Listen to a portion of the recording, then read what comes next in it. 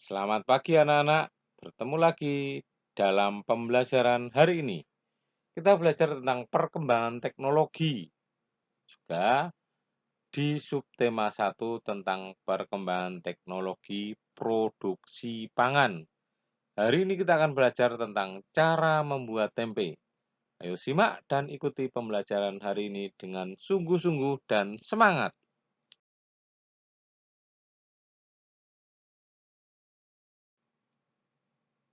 Siti, Dayu, Lani, Udin, Beni, dan Edo ingin belajar membuat tempe. Di sekitar tempat tinggal mereka ada tempat pengolahan tempe. Sebelumnya mereka telah membaca beberapa informasi tentang pembuatan tempe.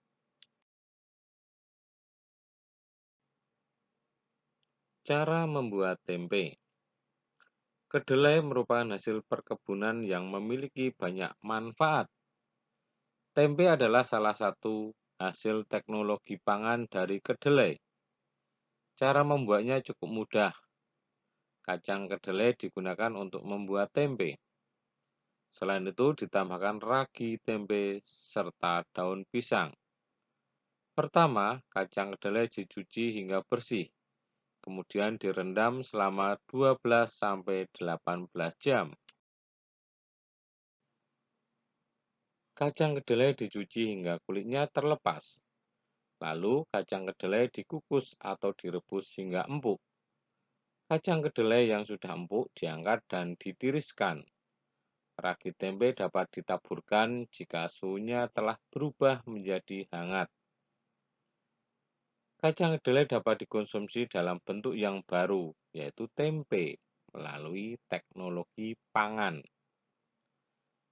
Teknologi pangan bermanfaat agar kedelai dapat dinikmati sebagai jenis makanan baru. Zat gizi pada tempe dapat memperbaiki sel-sel tubuh yang telah rusak.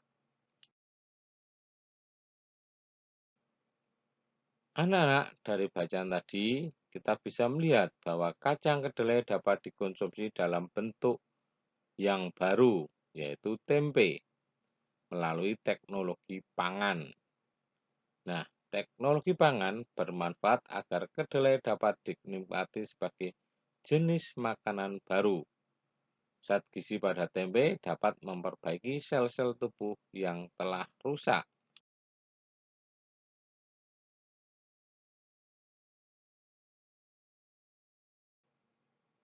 Selanjutnya, marilah kita melengkapi kalimat di bawah ini.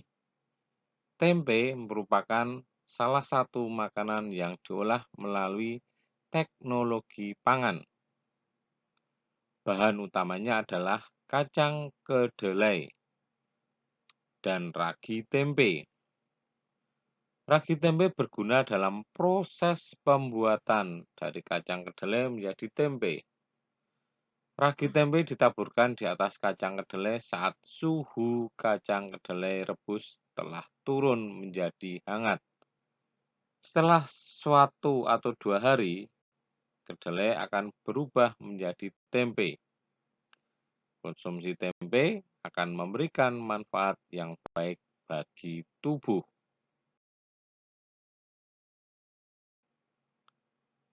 Siti, Dayu, Lani, Udin, Edo, dan Beni ikut serta membuat tempe. Mereka bekerja sama menyiapkan proses pembuatan tempe. Udin dan Edo menyiapkan kompor dan panci. Dayu mencuci kacang kedelai dibantu oleh Lani. Siti dan Beni bertugas merebus kacang kedelai. Siti harus mengisi panci dengan air. Panci yang tersedia berukuran besar. Gelas untuk menuang air berukuran kecil. Lalu Siti menghitung banyaknya gelas berisi air agar panci terisi sampai penuh. Nah, ternyata 1 panci terisi penuh air setelah dituang 9 gelas satuan.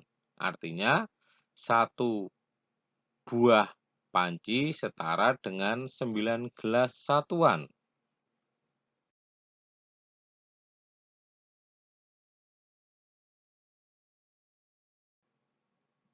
Anak-anak, jika air di gelas dituangkan ke dalam panci, nah, mana volume air yang lebih banyak? Ternyata volume air yang banyak pada panci yang kedua, yaitu dengan menuang 10 gelas.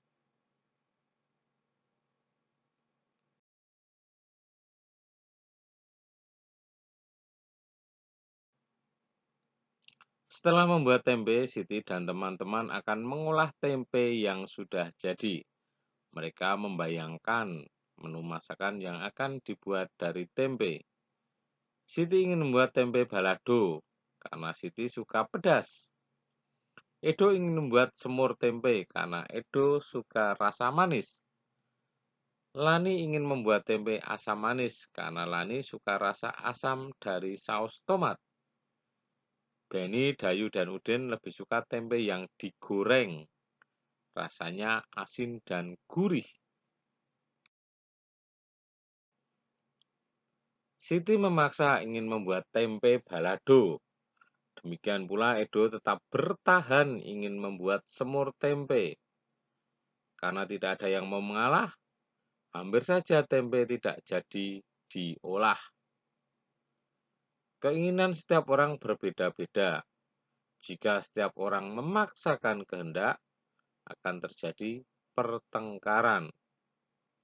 Akhirnya Siti dan kawan-kawan berdiskusi untuk menentukan jenis masakan yang akan dibuat. Siti tidak ingin memaksakan kehendak. Siti paham bahwa tidak semua orang suka pedas. Siti memiliki tenggang rasa terhadap teman-temannya. Begitu pula Edo dan Lani. Mereka tidak memaksakan keinginan pribadi. Dari hasil diskusi, semua sepakat untuk membuat tempe mendoan.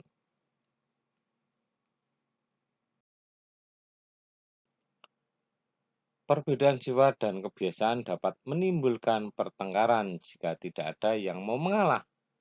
Sikap itu tentu saja tidak baik. Perbedaan sifat dan kebiasaan tidak akan menjadi masalah jika bertoleransi terhadap sifat dan kebiasaan orang lain. Nah, tenggang rasa adalah sikap mau memahami keadaan orang lain.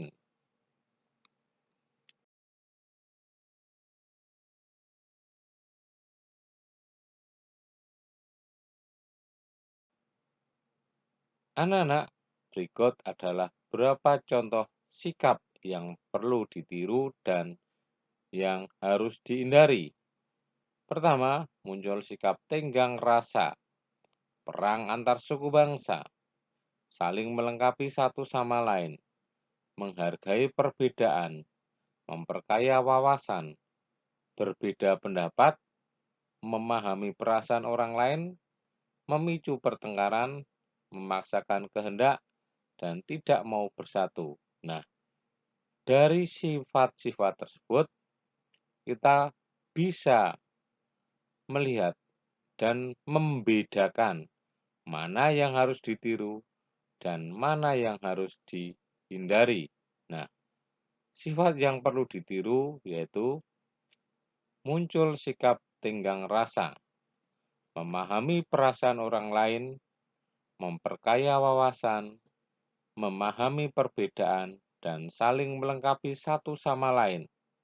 Sedangkan sikap yang perlu dihindari yaitu perang antar suku bangsa, memicu pertengkaran, tidak mau bersatu, berbeda pendapat, dan memaksakan kehendak. Sikap yang perlu ditiru memberikan akibat yang positif atau baik. Sikap yang harus dihindari adalah sikap yang dapat memberikan akibat negatif atau tidak baik.